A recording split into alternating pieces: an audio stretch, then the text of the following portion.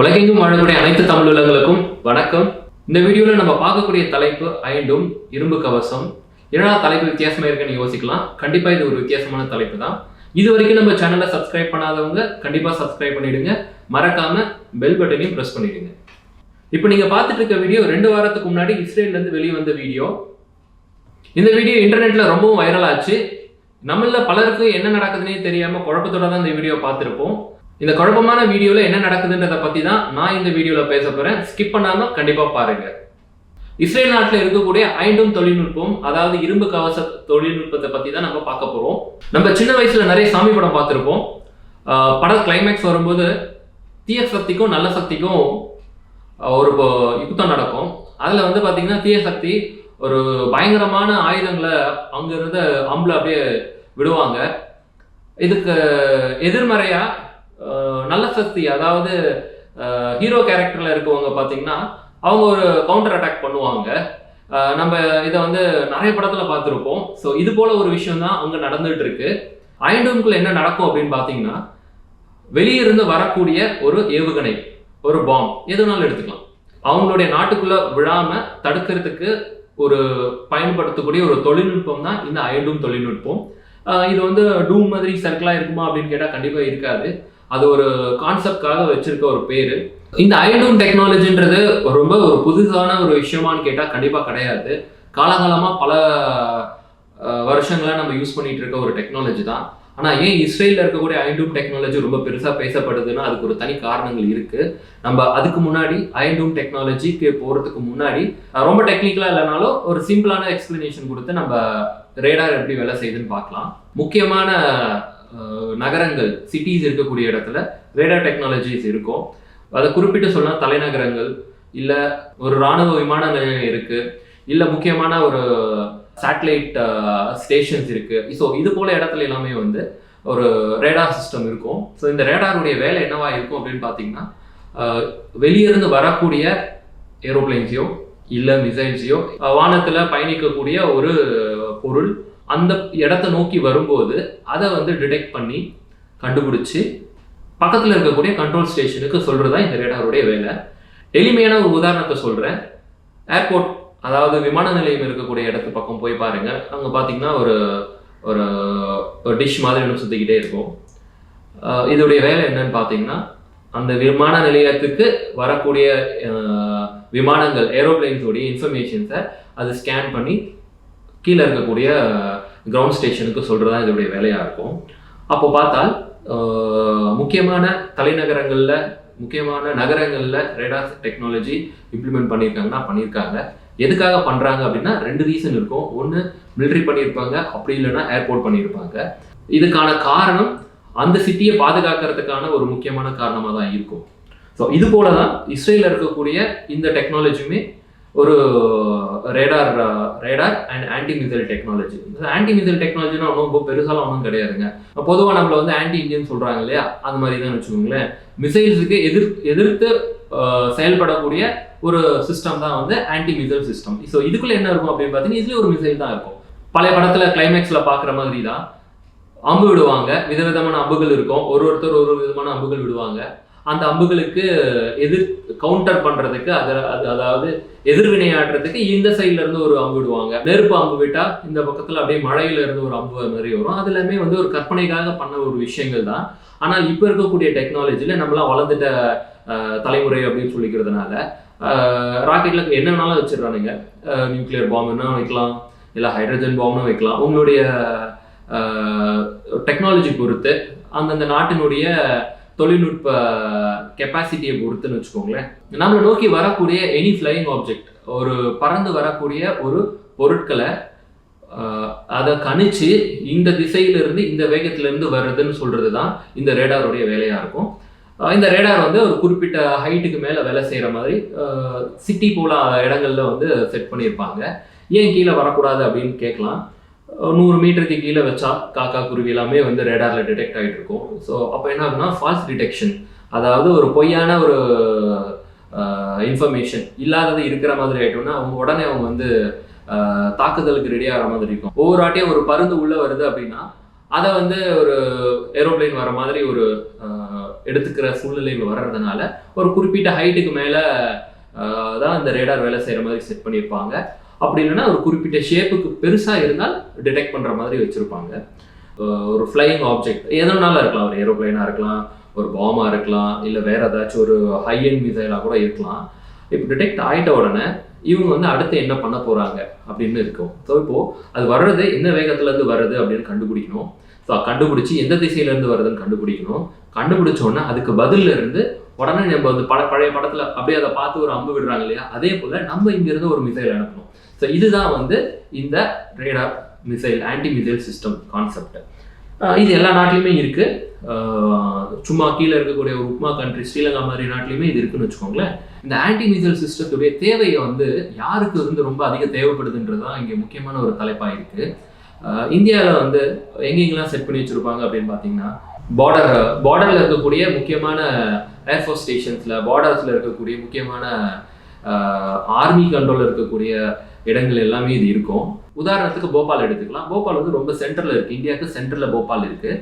போபாலில் ஒரு பாம்பு வந்து விழணும் அப்படின்னா டெல்லியை தாண்டி வரும், இல்லை இந்த பக்கம் பாம்பே தாண்டி வரும், இல்லை ஹைதராபாத் தாண்டி வரும். அங்கேயே வந்து இதை டிடெக்ட் பண்ணி அங்கேயே அழிச்சிடுவாங்க. அப்போது இந்த பார்டரில் இருக்கக்கூடிய சிட்டிஸில் தான் இந்த ஆன்டி மிசைல் செட்டப் வந்து வச்சுருப்பாங்க. இந்தியா போல ஒரு பெரிய நாட்டுக்கு இது ஒரு பிரச்சனை கிடையாது. ஏன்னா நமக்கு வந்து நாடு ரொம்ப பெருசு. நார்த்தில் மட்டும்தான் இதோடைய முக்கியத்துவம் ரொம்ப அதிகமாக இருக்கும். தெற்கு வந்து நம்ம எப்பவுமே அமைதி பூங்கான்றதுனால சைனாக்காரங்க போர்ட் கட்டிக்கிட்டு இருக்காங்க. அது வர வரைக்கும் நம்ம அமைதி பூங்காவாக இருப்போம். கண்டிப்பாக போர்ட் சிட்டி வந்துச்சுன்னா நமக்கு வந்து ஒரு பெரிய அது ஒரு அச்சுறுத்தலாக இருக்குமா அப்படின்னு கேட்டால் யோசிக்க வேண்டிய ஒரு விஷயம் தான். இப்போ நம்ம அப்படியே கட் பண்ணி இஸ்ரேல் போயிடுவோம். இஸ்ரேலில் வந்து இந்த டெக்னாலஜி ஏன் தேவைப்படுது அப்படின்னு பார்க்கணும். இஸ்ரேலுடைய நில அமைப்பை எடுத்து பார்த்துட்டோம்னா ரொம்ப சின்ன இடம் தான் இஸ்ரேல். இஸ்ரேல் நிலப்பரப்பு 60 வருஷத்துக்கு முன்னாடி பாலைவனமாக தான் இருந்தது. அவங்க கொஞ்சம் கொஞ்சமாக பாலைவனத்தை வந்து அப்படியே மாற்றிக்கிட்டு வராங்க. இரிகேஷனுக்கு சாத்தியமே இல்லாத ஒரு நாடு தான் இஸ்ரேல். ஆனால் 60 வருஷத்தில் இரிகேஷனில் அவங்க வந்து ஒரு பெரிய அளவில் டெவலப்மெண்ட்டை கொண்டு வந்திருக்காங்க. இந்தியாவில் இருக்கக்கூடிய இண்டிவிஜுவல் ஃபார்மர்ஸ் பலரும் வந்து இஸ்ரேலில் போயிட்டு இரிகேஷன் டெக்னாலஜியை பார்த்து கற்றுக்கிட்டு வந்திருக்காங்க அப்படின்னு சொன்னால் ஒரு வியக்கத்தக்க ஒரு விஷயமா தான் இருக்கும். ஏன்னா அவன் இஸ்ரேலுக்கு ரொம்ப ஜாலரா தட்டுறான்னு பார்க்காதீங்க. கண்டிப்பாக நம்மளுக்கு இஸ்ரேல் டெக்னாலஜி பிடிக்குமே தவிர ஒரு இனத்துக்கு அகெயின்ஸ்டாக நடக்கக்கூடிய எந்த நாடுமே பிடிக்காது. அது ஸ்ரீலங்காவாக இருக்கட்டும், அதுக்கு சப்போர்ட் பண்ணக்கூடிய இந்தியாவாக இருக்கட்டும், இல்லை அதுக்கு சப்போர்ட் பண்ணக்கூடிய யுஎஸ்ஆவாக இருக்கட்டும், எல்லாருக்குமே வந்து ஒரு மனித நேயத்திற்கு எதிராக நிற்கக்கூடிய அனைத்து நாட்டுக்குமே வந்து நான் எப்பவுமே அகேன்ஸ்டாக தான் பேசுவேன். இஸ்ரேல் இருக்கக்கூடிய வடக்கு பகுதிகள் எல்லாமே கொஞ்சம் இன்ஃப்ராஸ்ட்ரக்சர்லாம் இருக்கும், ஒரு நல்ல ஹர்பன் சிட்டியாக இருக்கும். நீங்கள் அப்படியே கீழே தெற்கில் பார்த்தீங்கன்னா இன்னும் பாலைவனமாக தான் இருக்கும். இதுதான் வந்து அங்கே இருக்கக்கூடிய நிலை. இதை நீங்கள் அளந்து பார்க்கும் பட்சத்தில் கிழக்குல இருந்து வடக்கு பார்க்கும்போது சில இடங்களில் வந்து 10 கிலோமீட்டருக்கு கீழே இருக்கக்கூடிய ஒரு இடமா இருக்கு. இதுதான் வந்து இஸ்ரேல் நாட்டுக்கு இந்த டெக்னாலஜி தேவைக்கான ஒரு முக்கியமான காரணமாக இருக்கு. இந்தியா போல ஒரு நாட்டுக்கு ஐண்டூம் டெக்னாலஜி ரொம்ப தேவையானா கண்டிப்பாக தேவை கிடையாது. ஆனால் இஸ்ரேல் மாதிரியான ஒரு நாட்டுக்கு ஐண்டூம் டெக்னாலஜி தேவைன்னா ரொம்பவே தேவை. திரும்ப மேப் எடுத்து பார்க்கும்போது இஸ்ரேலை சுற்றி இருக்கக்கூடிய தேசங்கள் எல்லாமே அவங்க ஒரு நட்பு நாடாக வச்சுக்கல. அதுக்கான காரணங்கள் என்ன வேணாலும் இருக்கட்டும், மதம் சார்ந்தா இருக்கட்டும், இன சார்ந்ததா இருக்கட்டும், அதுக்குள்ள நம்ம போக வேணாம். எடுத்துக்க வேண்டிய ஒரு விஷயம், இஸ்ரேலுக்கும் அதை சுற்றி இருக்கக்கூடிய ஈஜிப்ட் ஆர் ஜார்டன், இல்லை நீங்கள் மேலே பார்த்தீங்கன்னா லெபனன், சிரியா, இது போல நாடுகளுக்கு அவங்களுக்கும் ஒரு நட்பு இருக்கா அப்படின்னு கேட்டால் கிடையாது. இஸ்ரேலை சுற்றி பஞ்சாயத்து எப்பவுமே இருந்துட்டு இருக்கிறதுனால இவங்களுக்கு எந்த சைடில் இருந்தனாலும் தாக்குதல் வர்றதுக்கான வாய்ப்பு இருக்கிறது. அந்த காரணத்தினால தான் இந்த டெக்னாலஜி ரொம்ப தேவைப்படுது. கிட்டத்தட்ட ஒரு 10 இடத்துல இந்த ஐண்டூம் டெக்னாலஜி, அதாவது இவங்க பேட்டரிஸ்ன்னு சொல்லக்கூடிய அந்த டோட்டல் இன்ஸ்டலேஷன் வந்து செட் பண்ணி வச்சிருக்காங்க. இந்த ஐண்டூம் டெக்னாலஜி இஸ்ரேல் வந்து ஒரு ஜாயிண்ட் வெஞ்சராக தான் யூஎஸோட சேர்ந்து ஆரம்பிச்சிருக்காங்க. ஆரம்பிச்சு 10 இடத்துல இதை இம்ப்ளிமெண்ட் பண்ணியிருக்காங்க. இன்னும் 5 இடத்துல இம்ப்ளிமெண்ட் பண்ண போறாங்க. இப்போ இதெல்லாமே ஒரு பக்கம் இருக்க ஒரு சின்ன உதாரணம் பார்த்துடலாம். இப்போ இஸ்ரேலை நோக்கி ஒரு மிசைல் வந்து லான்ச் பண்றாங்கன்னு வச்சுக்கோங்க. மிசைல், பாம்பு, இது எல்லாத்துக்கும் சின்ன சின்ன வித்தியாசங்கள் இருக்கு. நம்ம பொதுவாக வந்து ஒரு ஃப்ளைங் ஆப்ஜெக்டே கூட எடுத்துக்கோங்களேன். ரொம்ப சிம்பிளாகவே எடுத்துக்கலாம். ஒரு பொருள் வந்து இஸ்ரேல் நோக்கி வருது. அவங்களுடைய ரேடார் சிஸ்டம் வந்து உடனே டிடெக்ட் பண்ணுவாங்க. எவ்வளோ வேகத்தில் அவங்கள நோக்கி வரக்கூடிய விஷயத்த டிடெக்ட் பண்ணுறாங்கன்றது ஃபஸ்ட்டு பாயிண்ட்டு. அடுத்து பார்த்தீங்கன்னா டிடெக்ட் பண்ணிட்டாங்க, இப்போ இதுக்கு வந்து ரெஸ்பாண்ட் பண்ணணும்.